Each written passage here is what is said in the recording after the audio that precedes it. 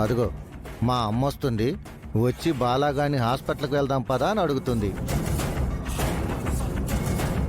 కన్నయ్య రా, మనం ప్రకృతి వైద్యశాలకు వెళ్దాం. ఇప్పుడు వాడు బామ్మ నేను ఇప్పుడు రాను అంటాడు చూడు. నేను రాను బామ్మ, నేను రాను హాస్పిటల్కి. చూసావా, హాస్పిటల్కి వెళ్ళకపోతే నీకెలా తగ్గుతుంది నాన్న? రా వెళ్దాం. నేను రాను మమ్మీ. డాడీ నువ్వు బాల్ వేయ్. మా మంచి కన్నయ్య కదా, నాతో హాస్పిటల్కి వస్తావంట, ట్రీట్మెంట్ చేయించుకుంటావంట. బామ్మ నేను రాను రాను రాను. ఎందుకు వెళ్ళనంటున్నావు నాన్న? అక్కడ ఈసారి ఇచ్చే కషాయం ఇంకా చేదుగా ఉంటుందంట నాన్న. ఐస్ క్రీమ్ కూడా తినొద్దని చెప్తారంట.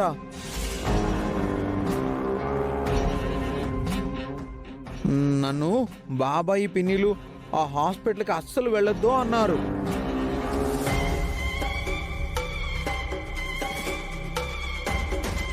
నాన్న నువ్వు బాలే.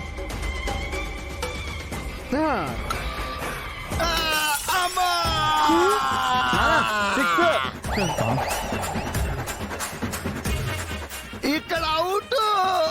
అయ్యో